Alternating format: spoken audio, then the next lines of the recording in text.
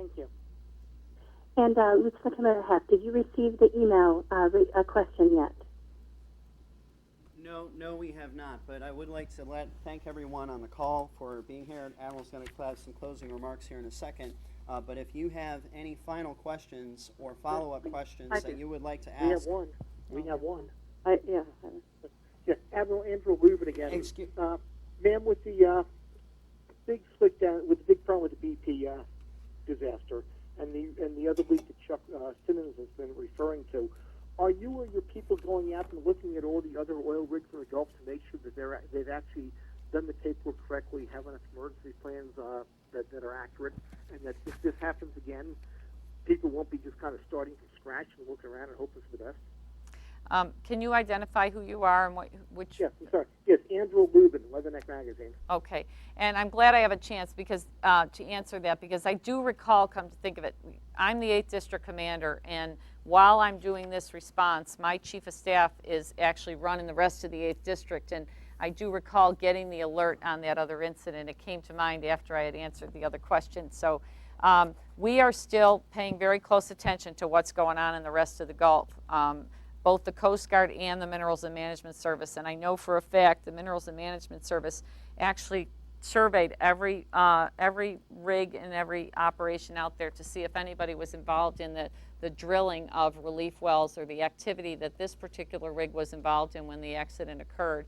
And they've done some follow-up checks to make sure anybody in that situation has done, and it's like an audit and a special oversight because of this incident. So there's been extra attention applied from the Minerals and Management Service to this, and I also know that folks in the Coast Guard are absolutely paying attention to what's going on in terms of other spill responses. I actually saw on the news an explosion in Houston, and I know my folks in Houston, Texas, I'm sure are responding to that refinery explosion. So while I'm very focused on this spill response, I can assure you that the other Coast Guard and other agencies are doing the work, and that's what's so important as you try to sustain a massive effort like this with 20,000 people involved and all the resources in place.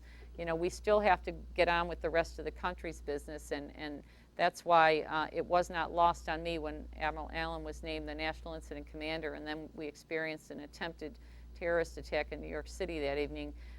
With the attempted bomb, you sit there and realize how much we have to focus on this, but we also have to, and then we had the terrible Nashville floods. There are things that are taking place around the rest of the country, so you have to make sure you stay focused on this, and then you allow others to focus on the things that are also important going on in the nation. Ma'am? Yes. Lieutenant Judy Silverstein again. A follow-on to that would be, so has there been any talk about expanding the use of reservists for the Coast Guard or other DoD partners?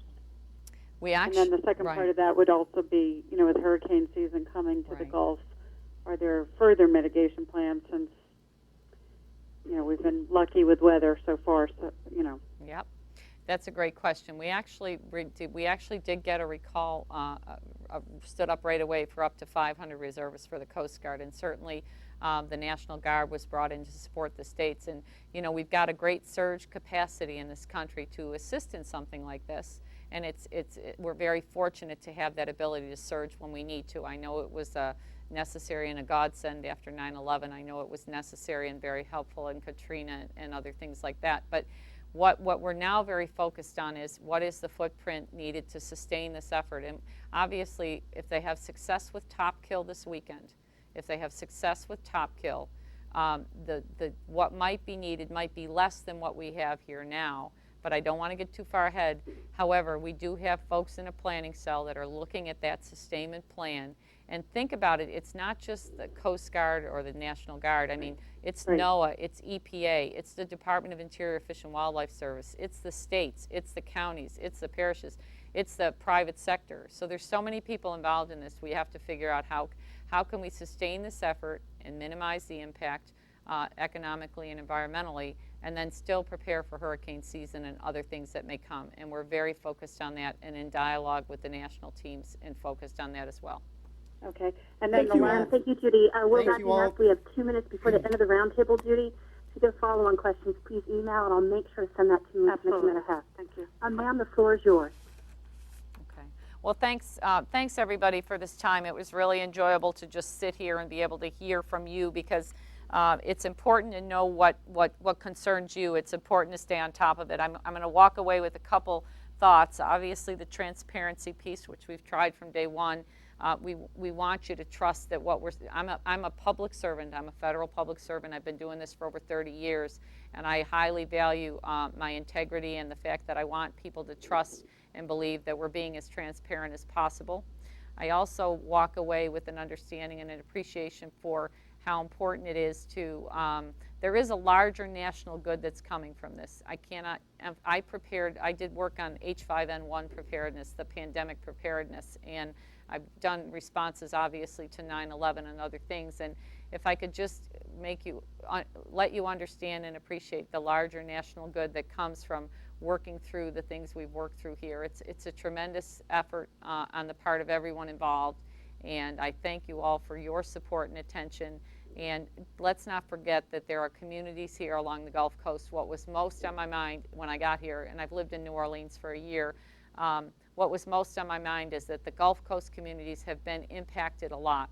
They've been impacted greatly from, natural disasters and things like that. And I think they're resilient people and they're very strong, but I also think there's only so much resilience you can have. So the best we can do to minimize the stress and be a buffer for them, so that the people of these communities can feel confident that we're doing everything we can to minimize the impact they feel. That's important to us, and that's why we're so committed to doing a good job here. So I thank all of you for your time and attention, and for what you do in communicating with the American people what's going on out here. Thank you. Thank you, ma'am. And as a note, a transcript will be provided to everyone on this call as soon as it is completed. I'll make sure that everyone